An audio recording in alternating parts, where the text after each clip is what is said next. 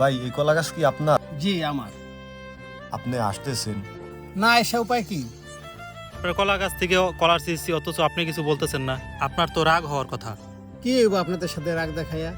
আজকে আপনার সাথে রাগ দেখামু, কালকে আরেকজনের সাথে রাগ দেখামু, তার চেয়ে ভালো হয় না দুনিয়া আপনাদের সাথে রাগ না দেখাইয়া পরকালে আপনাদেরকে আটকাই দিমু। পরকালে আটকাই দিবেন মানে? তখন আল্লাহ পাক আমি বলুম যে আমার এই গাছের কলা আমার অনুমতি ছাড়া তোমরা ছিঁড়ে খাইছো, আমার যত পাপ কাজ আছে সব এদেরকে দিয়ে দেন। ওই কলা চুরির বিনিময়ে আমল নামা এগুলি সব আমার দিয়ে দেন। সাধারণ কলার জন্য আপনি আমাদের আমলনামা নিয়ে যাবেন? আমরা আপনার কলার বদলে কলা দিয়ে দিমু। ঈশ্বরের ময়দানে আপনি কলা পাবেন কোথায়? ওখানে খেলা হবে আমল নামার। হাসরের ময়দানে আপনি আমাদের আমল নামাটা নিয়েন না। আমরা কলা ছিঁড়ছি, ভুল করছি। ভাই আপনি আমাকে মাফ করে দেন ভাই। আপনাদের ভুল বুঝতে পারছেন, এটাই অনেক।